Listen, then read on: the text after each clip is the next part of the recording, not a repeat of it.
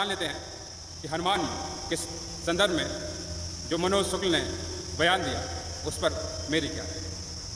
तो हनुमान जी भक्त हैं राम के, और राम के भक्त हैं तो इसका मतलब है कि जिसने परमात्मा को जाना, जिसने परमात्मा को पाया, वह स्वयं भी परमात्मा है। हमने जब अहम ब्रह्मास्मि का उद्घोष किया तो उसका सीधा सा मतलब था जो जागा वह ब्रह्म, जिसने ब्रह्म को जाना वह स्वयं भी ब्रह्म हो गया। इसलिए अहम ब्रह्मास्मि का उद्घोष किया। जिसमें भी परम सत्ता का प्रकाश फूटता है वह स्वयं ही परमात्मा हो जाता है। जिसमें रामत्व खिलता है वह राम ही हो जाता है। तो हनुमान जी भी परमात्मा है। राम में हनुमान जी समाहित है, जैसे भगवान कृष्ण में मीरा समाहित है, वैसे ही प्रभु राम में हनुमान जी समाहित है। राम को पुकारो तो हनुमान जी खड़े, हनुमान को पुकारो तो राम खड़े। कोई भेद नहीं, कोई द्वैत नहीं, सारे द्वैत मिट गए। ये आपकी बेहोशी है कि आप दो देख रहे हैं, आप द्वैत देख रहे हैं, द्वैत बचा ही नहीं। जो राम में समाहित हो गया, जिसमें रामत्व फूट गया, वह राम ही हो गया, दूसरा कुछ बचा ही नहीं। तो हनुमान भी परमात्मा ही है। भक्त आपके लिए कहा गया। ये इशारा था कि हनुमान जैसी भक्ति यदि कोई एक क्षण भी धारण करे तो वह परम घटना घट सकती है। जैसे एक कहानी कहूँ आपसे। एक पिता अपने बेटे को राम मंदिर ले जाने के लिए कहते हैं कि मेरे साथ राम के दर्शन करने चलो, राम मंदिर चलो। तो वह बेटा इनकार करता है कि अभी बहुत समय है, जब राम को पुकारना होगा तो एक बार पुकारूंगा और राम को उपलब्ध हो जाऊंगा, आप जाइए। ऐसा करते करते पिता 100 वर्ष का हो गया और बेटा 70 वर्ष का। और जब पिता 100 वर्ष के हो गए तो बेटे से कहा कि अब मृत्यु कभी भी घट सकती है, इसलिए मैं अंतिम निवेदन करता हूँ कि आज कम से कम मेरे साथ राम को दर्शन करने को चलो, राम मंदिर चलो। तो बेटा तैयार हो जाता है, उनके साथ जाता है। पिता दर्शन करके लौट आते हैं, सीढ़ियों पर बैठ जाते हैं। सुबह से दोपहर हो गई लेकिन बेटा वापस नहीं लौटा। आने जाने वालों से पूछा तो जो मंदिर से दर्शन करके लौट रहे थे उन्होंने सूचना दी कि आपका बेटा राम के सामने खड़ा हुआ और राम को पुकारा और उसी क्षण वो परम घटना घट गई, महामृत्यु घट गई।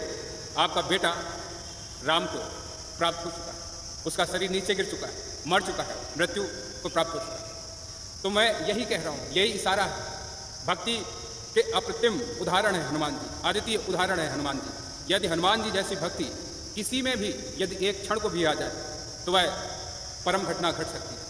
इसलिए आपके लिए ये इशारा था। राम भक्त हनुमान आपके लिए कहा गया था कि आप भी काश उनकी भांति एक क्षण को भी भक्त हो जाएं तो राम को उपलब्ध हो जाएं।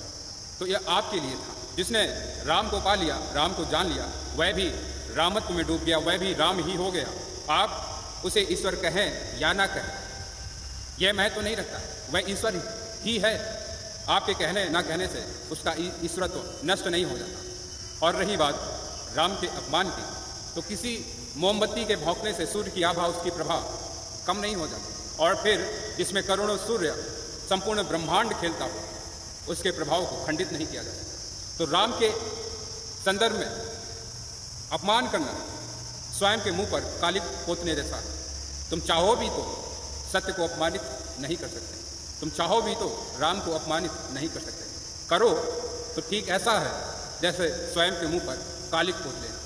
तो राम का अपमान नहीं किया जा सकता। जो राम के लिए जीते हैं उन्हें कोई फिल्म, कोई कहानी विचलित नहीं कर सकती। लेकिन जिनका जीवन सिर्फ फिल्मों तक सीमित है, जो फिल्म को ही सत्य मानते हैं, जरूर उनके लिए ये गहरी चिंता का विषय है। फिल्म देखकर ही वह अपने धर्म के प्रति नफरत पैदा कर लेते हैं। तो जो फिल्म को सत्य मानते हैं उनके लिए जरूर गहरी चिंता का विषय है। और आपकी भी ये जिम्मेदारी बनती है कि राम की वास्तविकता को, सत्य को अपनी नस्लों में जिंदा रखो। फिल्में ये तय ना करें कि धर्म कैसा होगा। ये आपकी जिम्मेदारी है कि आप अपने बच्चों के संस्कार में सत्य को पोषित करें। और जब आप अपने बच्चों के संस्कार में सत्य पोषित करते हैं तो कोई फिल्मकार, कोई दूसरा व्यक्ति आपके बच्चे को विचलित नहीं कर सकता है। आप भी अपनी जिम्मेदारी से बचते हैं। 2-2 वर्ष के बच्चों के हाथों में मोबाइल है, उनके हाथ से मोबाइल लेकर सत्य थमाइए, बेहतर होगा।